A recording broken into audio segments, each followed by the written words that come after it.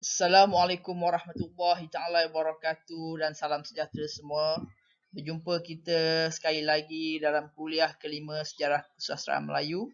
Saya berharap anda semua sihat walafiat dalam menangani ataupun dalam menjalani kehidupan dalam normal baru, iaitu COVID-19 ya. So jangan lupa walaupun kuliah kita ini secara online, saya berharap anda terus untuk memastikan tugasan individu dan kumpulan siap ya. Siap. Saya harap anda terus postkan progres-progres untuk tugasan kumpulan dan individu sekurang-kurangnya 3 kali dalam Facebook. Ya, sebab saya akan cek progres-progres tersebut. Baik, pada hari ini kita akan belajar sastra rakyat bentuk bukan cerita. Ya, seperti puisi, seloka, teka-teki, pantun, gurindam, peribahasa, mantra, zikir dan dikir. Saya percaya nota-nota kuliah ini anda sebenarnya boleh cari juga di dalam mana-mana buku yang berkaitan dengan kesusastraan Melayu. Banyak buku-buku yang ada bercerita tentang sastra rakyat berbentuk bukan cerita. Baik, sebelum kita mulakan kuliah kita untuk sastra rakyat bukan bentuk cerita, kita nak review balik semula apakah itu sastra lisan atau sastra rakyat. Saya harap anda masih ingat lagi bahawa sastra lisan atau sastra rakyat ini muncul ketika masyarakat tidak tahu membaca, ya, tidak pandai menulis dan sebagainya. So mereka bercerita secara lisan dan cerita-cerita itu disampaikan secara turun-temurun, ya, secara turun-temurun. So sastra lisan sastra rakyat ni kita ada cerita penglipulara, kita ada cerita teladan, cerita jenaka, binatang, mitos dan legenda. So kita ada bukan cerita iaitu puisi, seloka, teka-teki, pantun, gurindam, peribahasa, mantra, zikir dan dikir. Ya. So minggu yang lalu kita telah bercerita tentang sastra lisan rakyat ataupun yang berbentuk cerita, dan hari ini kita nak cerita pasal bukan cerita. Review supaya anda terus ingat apakah maksud sastra-sastra rakyat berbentuk cerita ini. So sastra tulisan pula kita lihat apabila masyarakat pandai membaca, ya, mereka menghasilkan buku-buku dan start menulis, mereka mendapatkan cerita-cerita dari luar, ada pengaruh-pengaruh Hindu, ada pengaruh-pengaruh Arab, ya, dengan kedatangan Islam ada cerita-cerita yang datang daripada Arab. So sastra tulisan berbentuk cerita seperti sastra hikayat, epik, panji, perwayangan, sastra sejarah, kisah para nabi, sahabat dan tokoh-tokoh Islam. So sastra tulisan bukan bentuk cerita ni seperti sastra kitab, undang-undang, ketatanegaraan, kepustakaan ilmu tradisional.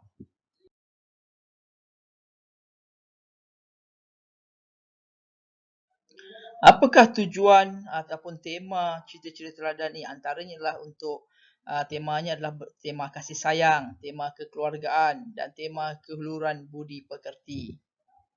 Ciri-ciri cerita teladan biasanya watak dalam cerita teladan itu adalah watak manusia biasa.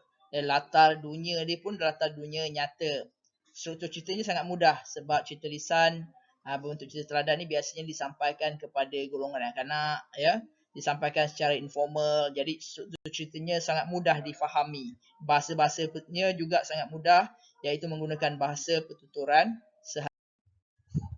So ini antara contoh-contoh cerita teladan yang telah saya nyatakan pada minggu lalu. Ini review saja. Saya harap anda ingat. Boleh rujuk nota kuliah saya pada minggu yang keempat minggu lalu yang saya telah upload dalam Facebook, dalam YouTube, ya, sorry. So contoh-contoh cerita teladan adalah batu belah batu bertangkup, bawang putih bawang merah dan si tenggang. So cerita-cerita lisan ini sebenarnya juga dikongsi oleh masyarakat-masyarakat di luar negara, ya, masyarakat-masyarakat di Indonesia. Untuk makluman anda semua, seperti mana yang saya telah nyatakan pada kuliah kita minggu yang pertama, bahawa Malaysia, Indonesia, Filipin, Borneo ini adalah dikenali sebagai kepulauan Melayu. Sebab itu mereka berkongsi cerita-cerita yang sama. Baru-baru ini saya dapati cerita-cerita seperti lisan batu belah batu bertangkup, bawang putih bawang merah ni memang telah difilmkan ataupun telah dijadikan drama TV oleh Indonesia, ya.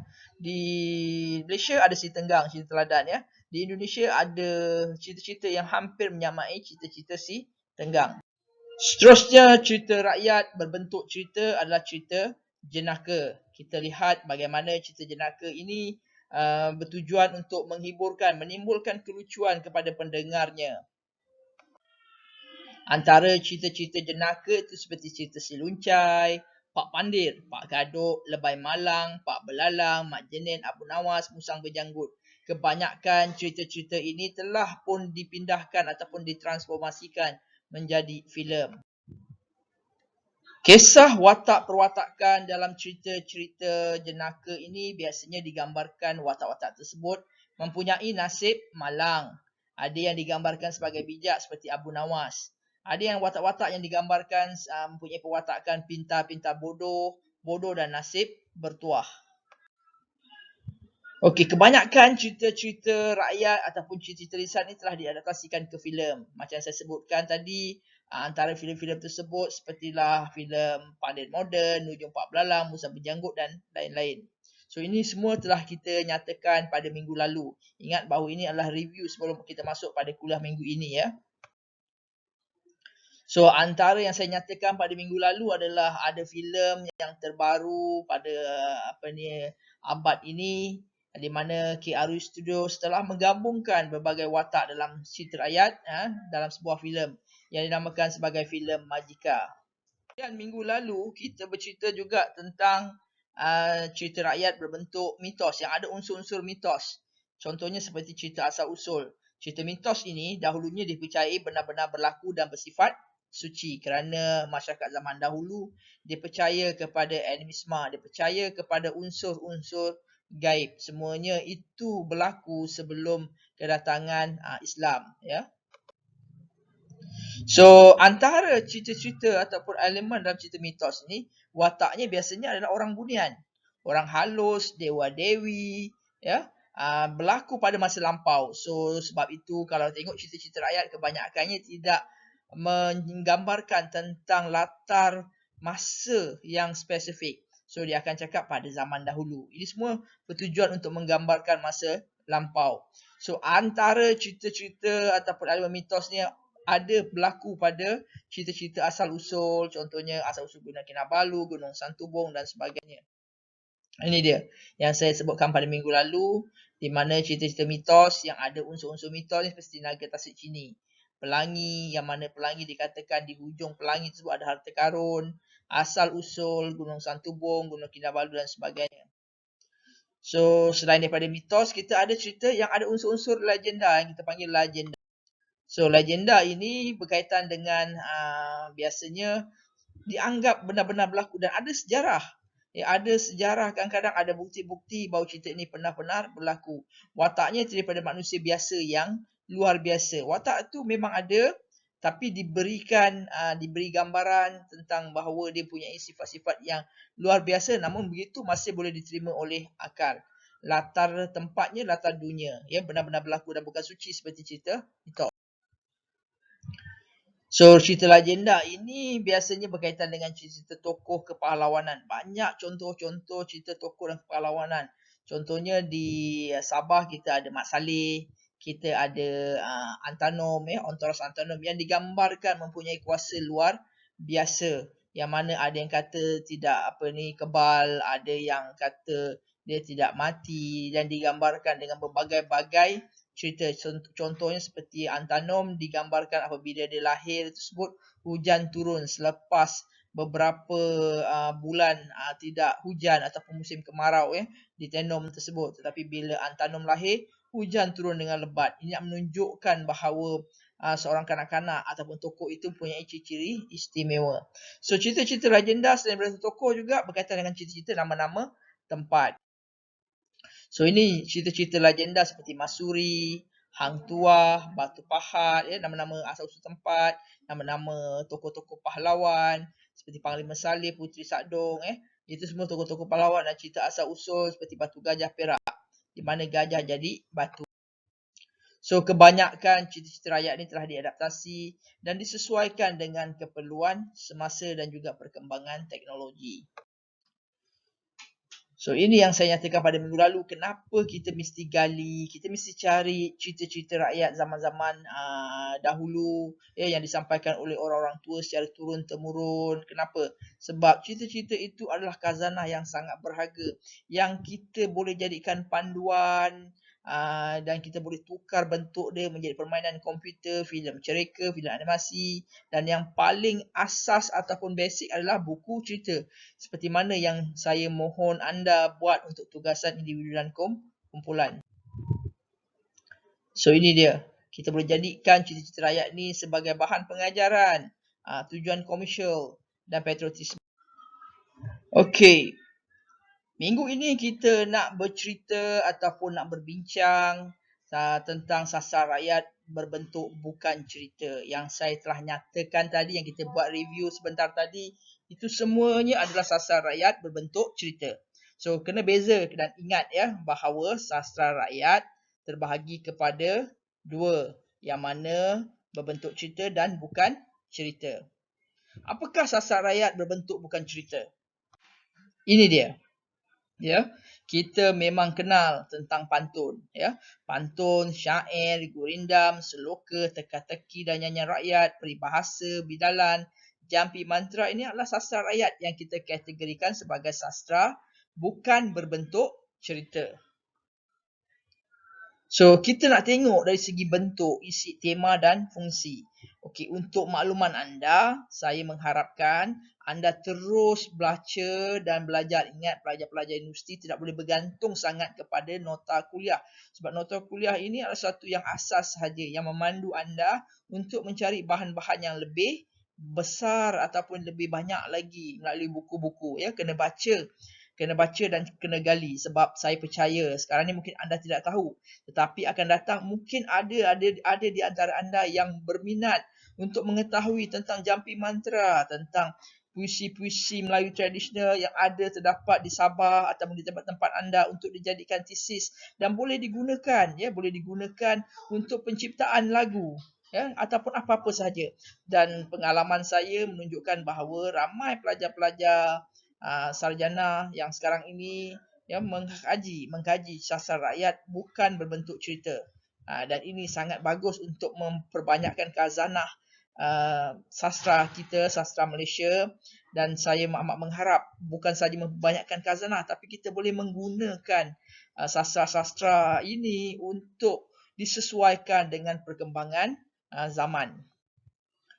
So kita lihat tentang struktur. Struktur, kita lihat bagaimana struktur pantun, punya rangkap berasingan, baris berpasangan, ada yang pantun 2 kerat, pantun 4 kerat, ada 6, 8. So setiap baris ada 4 kata, jumlah suku kata 8 hingga 10 kata.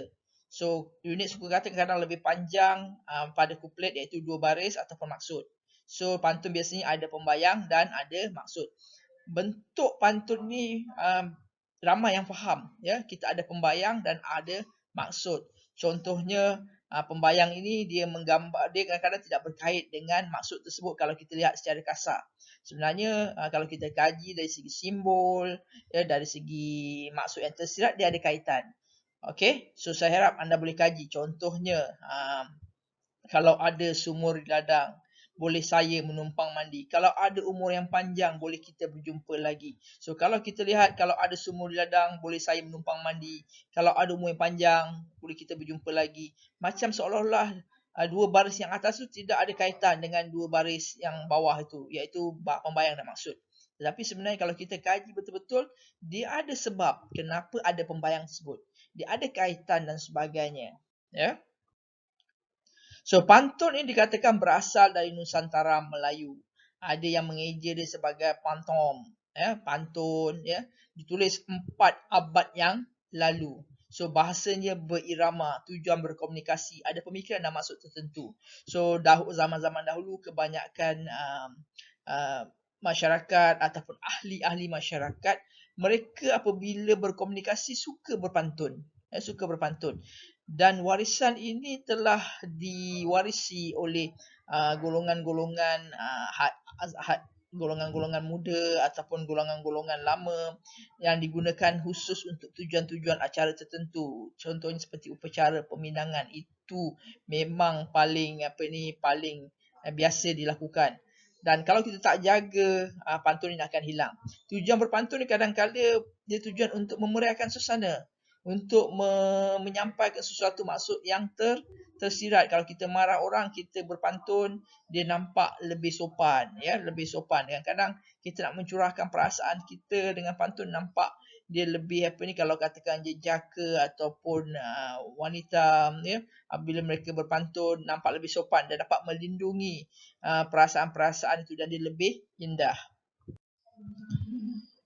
So, macam saya sebutkan tadi, struktur pantun ini setiap rangkap ataupun stanza dia ada 2 unit. Yang pertama pembayang, yang seterusnya maksud. So, baris pertama, baris kedua kalau dalam pantun 4 kerat kita panggil dia sebagai pembayang. Baris ketiga dan keempat adalah maksud. Biasanya rima dia ada AB. Ada juga yang AAA. AB maksudnya hujung, katakan baris pertama iaitu katakan ladang. Baris ketiga panjang, ya. Baris kedua mandi, ya, D. Lepas tu baris keempat lagi. So bunyi dia adalah AB ataupun kadang-kadang sama A. So saya harap anda faham tentang rima. Rima ni dari segi bunyi dia. Okey, setiap rangkap stanza mengandungi maksud fikiran tertentu. Dia memang macam saya sebutkan tadi, setiap rangkap pembayang dan tu ada maksud dia, ya. Pembayang dan maksud ini sebenarnya ada kaitan. Boleh kita nyatakan. Contohnya boleh kita nyatakan seperti pantun Pulau Pandan jauh ke tengah, Gunung Daik bercabang 3, hancur badan dikandung tanah, budi baik dikenang juga. So kalau kita kaji pantun tersebut, macam contohnya Pulau Pandan jauh ke tengah, Gunung Daik bercabang 3, kita boleh membayangkan bahawa orang yang mencipta pantun tersebut sebenarnya sedang berlayar, mungkin meninggalkan daerah tersebut, dan dia ternampak satu pulau di tengah lautan, iaitu Pulau Pandan jauh ke tengah.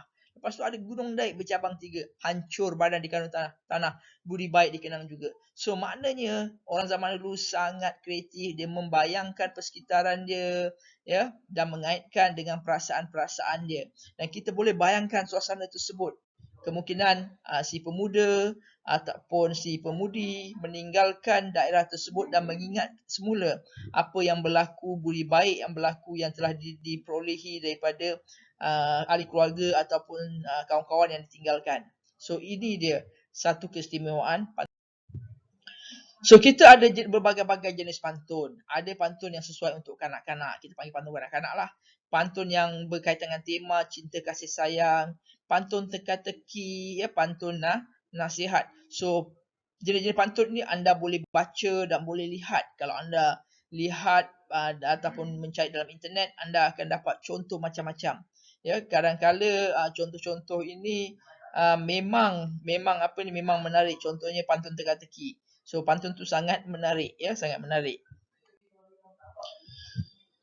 So ini sebenarnya dari filem yang mana dia telah menggunakan pantun, ya, pantun. Ini filem Gurindam Jiwa, lakonan Nordin Ahmad dan Latifah Umar, yang menggambarkan tentang seorang sastrawan, ya, yang mencipta pantun untuk untuk golongan raja.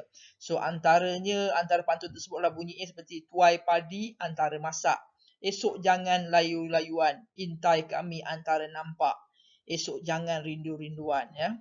So dalam filem Gurindam Jiwa banyak pantun yang sangat menarik, pantun-pantun kasih sayang, ya, pantun kasih sayang, pantun kerinduan. So saya harap anda boleh cari filem ini, iaitu Gurindam Jiwa. So walaupun dia gurindam, tapi sebenarnya dalam cerita tadi tu gurindam dia sebenarnya banyak kepada pantun, cuma dinyanyikan saja. Sebenarnya istilah gurindam ini kita boleh katakan sebagai puisi Melayu lama yang terdiri daripada 2 bait. Bait pertama dan kedua dia sangat berkait. Contohnya gurindam ni, apabila banyak mencela orang, itulah tanda dirinya kurang. Bila anak tidak dilatih, jika besar bapanya letih. Dia ada 2 baris sahaja. Dia 2 baris saja, dan dia kedua-dua baris pertama tadi, bait pertama dan kedua tu dia berkait sama lain, antara satu sama lain, ya. So yang bagusnya rimanya dia sesuai, dia bunyi dia AA, ya. Orang kurang, latih letih, ya. Seterusnya sloka. Sloka ini dia seperti puisi Melayu moden. Rangkapnya bebas, tidak seperti pantun, dia rangkapnya bebas. Ritma akhirnya tidak semestinya sama, bunyi dia tidak semestinya sama. Dia menceritakan sesuatu yang agak panjang. Macam saya sebutkan tadi lah, seperti puisi Melayu moden. So kita ada mantra. Mantra ni adalah bacaan yang punya nilai-nilai mistikal. So zaman-zaman dahulu, bomo-bomo ataupun orang-orang bijak pandai yang ada ilmu-ilmu mistik ni, dia suka menggunakan mantra untuk mengubat orang dengan tujuan menyeru kuasa-kuasa gaib untuk tujuan perubatan ataupun tujuan-tujuan tertentu. Ada mantra-mantra yang bersifat jahat. Ya, kita tak mau sebutlah di sini, tetapi mantra-mantra itu bersifat jahat untuk tujuan-tujuan negatif. Ini contoh-contoh mantra yang menggunakan ada unsur-unsur Islam juga, tetapi sebenarnya apabila dari segi Islam, apabila kita cuba berkawan dengan benda-benda gaib ini untuk tujuan-tujuan itu sebenarnya salah, untuk makluman semua salah. Tapi kita bacakan saja, tapi tidak habis. Di sini contoh mantra. Bismillahirrahmanirrahim. Bismillah. Turun Ali, naik Ali, turun penuh, balik limbah. Limbah meniti urat dagingku, limbah berseri, cahayaku teguh tegang urat rambutku. So ini bacaan mantra yang dibaca berulang kali, dicampurkan, digabungkan dengan kadang-kadang ayat-ayat Al-Quran, ya. Ayat Al-Quran untuk tujuan-tujuan perubatan. So ada pelajar-pelajar kita yang buat sarjana ataupun PhD mengkaji mantra-mantra yang ada di Borneo Utara ini ataupun Sabah. So dan ikut suku-suku kaum. Sebab setiap suku kaum, setiap kaum memang ada mantra-mantra ini yang boleh dikaji untuk tujuan-tujuan tertentu. Kadang-kala apabila ada upacara-upacara ritual, ya, upacara-upacara pementasan ataupun persembahan, mantra-mantra ini diseru-seru. Ada tujuannya untuk melindungi ahli-ahli yang membuat persembahan tersebut. So ini antara mantra-mantra tersebut yang mana kadang-kala dia seperti tidak logik akal, tapi itu yang berlaku pada zaman-zaman dahulu dan masa sekarang masih ada lagi yang mengamalkannya. Ya, mengamalkannya. Cuma kita sebagai yang Muslim, benda-benda ini tidak begitu bagus. So ni teromba. Teromba ni nama lain dia terasul, tambur ataupun salah silah. So ni orang Minang lah, orang Minang yang praktikkan dia. So apabila zaman dahulu seperti mana saya sebutkan, Kepulauan Melayu ni tidak ada border, tidak ada sempadan. Setiap orang boleh berlayar atau pergi ke suatu tempat. Tidak ada visa, tidak ada pasport. Ya, orang Indonesia boleh pergi ke Malaysia ataupun tanah Melayu. Ya, orang Filipin boleh pergi, orang Johor boleh pergi ke Filipin. Sebab tu ada orang kata orang Bajau ini berasal dari Johor. Yang Bajau, yang bermaksud berjauhan. Sebab itu kita nampak, kita dengar kadang-kala ada bahasa-bahasa Filipin, ya, bahasa-bahasa Bajau, sama dengan bahasa-bahasa yang dengan bangsa ataupun kaum-kaum lain. So kenapa berlaku begitu? Maksudnya ini membuktikan bahawa mereka ini berasal dari satu keturunan. Satu keturunan tapi dipisahkan oleh sempadan, dipisahkan oleh perubahan masa dan sebagainya. Akhirnya muncul bahasa-bahasa baru, komunikasi yang disesuaikan dengan setempat. So, macam saya sebutkan tadi, teromba ni orang Minang. Orang Minang ini banyak di Negeri Sembilan. So, dia berkaitan dengan pederang adat dalam bentuk puisi yang tidak terikat ataupun tidak beritma. Contohnya, bulat air kerana pembentung, bulat manusia kerana muafakat. Faham sesuai, benar seukur, bulat segolek, pipis layang. Rundingan jangan selisih, muafakat jangan bercanggah. So, kalau kita lihat, dia tidak ada satu, dia tidak seperti pantun yang terikat dengan pembayang dan maksud. So teromba ni lebih bebas, tetapi kalau kita lihat antaranya contohnya bulat air kena bentung, bulat manusia kena muafakat itu dia berkait. Ya, dia memberi seperti satu peribahasa atau pembidalan, satu perbandingan, ya.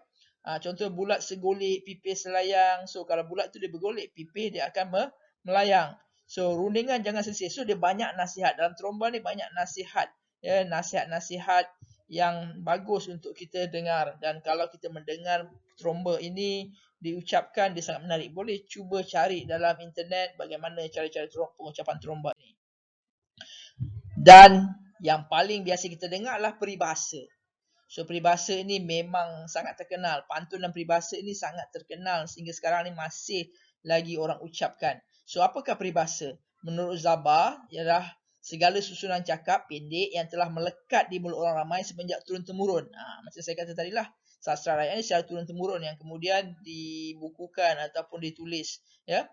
Dan kerana sedap didengar dan perkataannya bijak, ringkas, luas dan punya maksud yang mendalam. Dipakai akan jadi sebut-sebutan oleh orang sebagai bandingan, teladan dan pengajaran. So, ini peribahasa. So, dia mengandungi maksud-maksud tersirat. So, kita tengok peribahasa. Peribahasa ni macam ibu. Ya, dia macam sesuatu yang besar. So, simpulan bahasa, bidalan, pepatah, perumpamaan ni pun semua adalah dalam kategori peribahasa. So, peribahasa ni besar. Ya, di dalamnya ada simpulan bahasa, bidalan, pepatah, perumpamaan. So, kita tengok satu-satu apakah maksud simpulan bahasa, bidalan, pepatah dan perumpamaan. So, simpulan bahasa adalah kata-kata ringkas yang membawa maksud tertentu atau tersirat di sebalik pengucapannya. Contohnya adalah panjang tangan bermaksud pencuri. Tangkai jering orang yang kedekut. Rabun ayam pula bermaksud penglihatan yang kurang jelas. So, kalau kita lihat daripada maksud-maksud ayat ni, yang macam panjang tangan maksud pencuri tu, dia sangat indah. Ya, sangat indah maksudnya, dia sangat kena. Panjang tangan. Orang sekarang mungkin bila kita sebut panjang tangan, mereka terbayang Fantastic Four. Ya, tapi zaman-zaman dahulu orang dah bayangkanlah bagaimana cepat betul panjang tangan dia nak mencuri itu. So, tangkai jering. Kenapa orang dulu membayangkan tentang jering, tangkai jering? So, kalau kita lihat tangkai jering, walaupun dia dah buruk, dah lama, dia masih tak tanggal lagi jering tu daripada tangkai dia. So, ini membayangkan orang zaman dahulu, membayangkan bahawa tangkai jering ni orang-orang yang kedekut. Dah buruk dah apa, tapi dia masih tak nak lepaskan lagi jering tu daripada tangkai tersebut. So, rabun ayam pula bermaksud penglihatan yang kurang jelas. Ini memang sangat jelas lah. Siapa yang pernah bela ayam, tahu bagaimana kalau kita nak tangkap ayam, biasanya kita akan buat macam mana? Kita akan tangkap waktu malam. Dan ayam ni sangat bijak. Dia tahu dia tak berapa nampak waktu malam sebab gelap kan. Jadi mereka ni sebelum maghrib, sebelum matahari tenggelam ataupun kegelapan menyelubungi alam, mereka akan start pergi naik ke pokok setinggi yang boleh. Sebab mereka tahu kalau musuh-musuh datang macam musang, mereka akan lebih selamat. Tapi musang pun sekarang dah pandai dah. Ya, saya ada bela ayam dulu, musang boleh panjat pokok dan tangkap. Ya. So, sebab dan kerja kita sebenarnya lebih mudah kalau kita nak tangkap ayam ni bila malam sebab mereka tak nampak.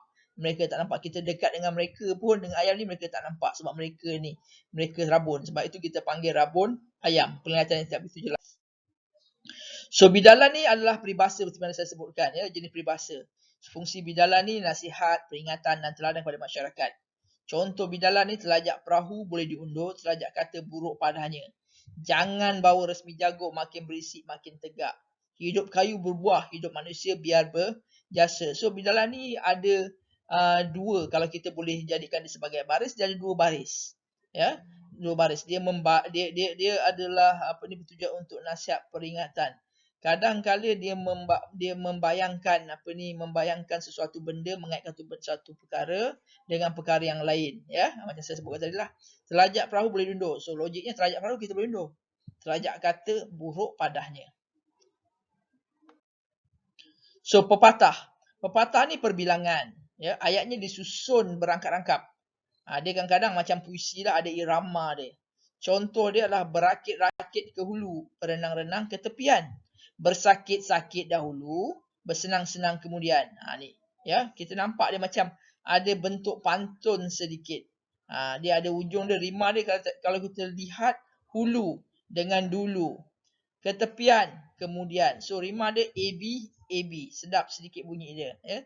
So, kita boleh lihat, kalau lihat dari segi contohnya cuma dari segi dari segi suku kata dia lebih sedikit lebih mudah. Itu beza pepatah dengan pantun. So, contoh seterusnya adalah berniaga buluh kasap, hujung hilang pangkal lesap. So, ada yang panjang, ada yang pendek.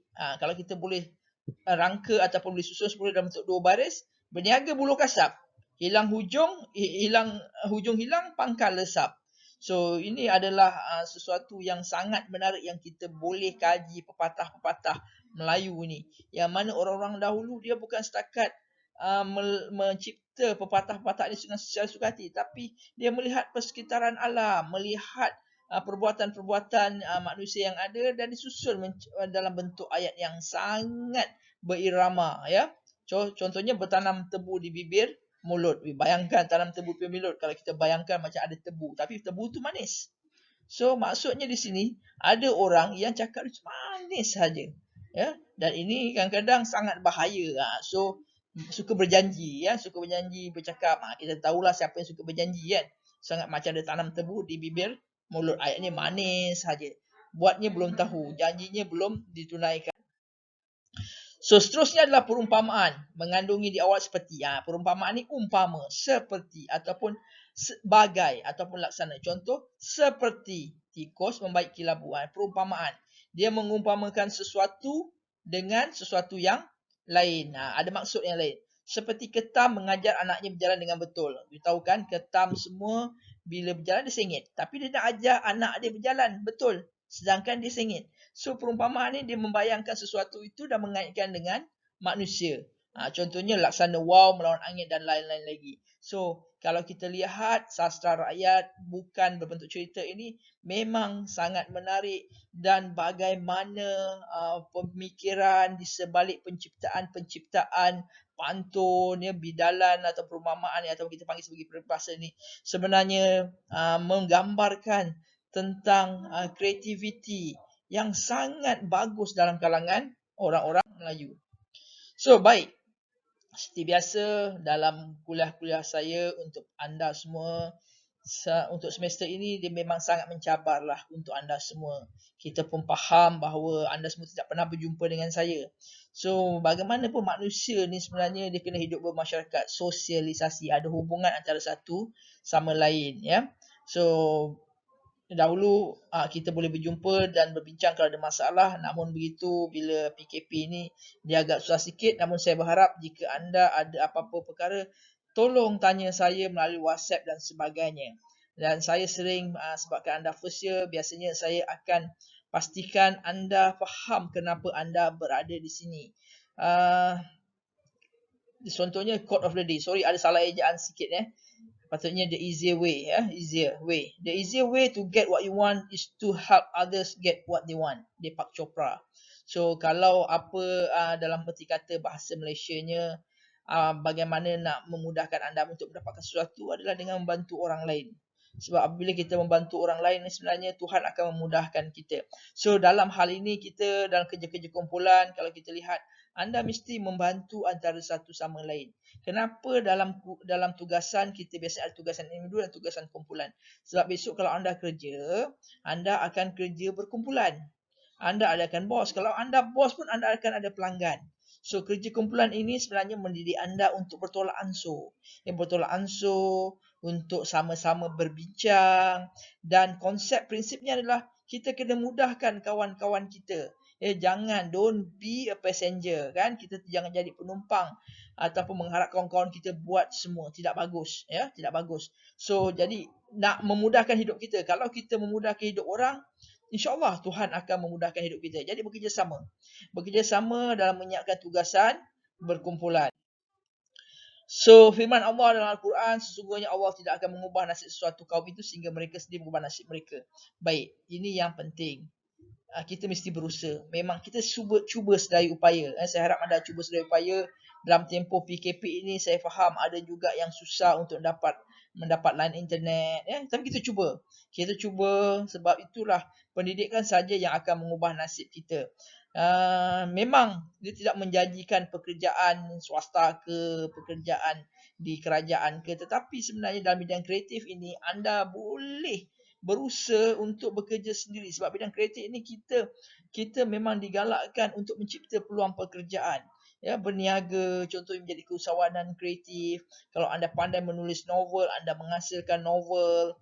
Kalau anda pandai menulis cerpen, menghasilkan cerpen, yang mana sekarang ini anda boleh gunakan kemahiran-kemahiran tersebut. Kalau novel anda boleh jual. Kalau anda boleh membuat laman-laman web anda sendiri ataupun media-media sosial sendiri untuk kebaikan manusia.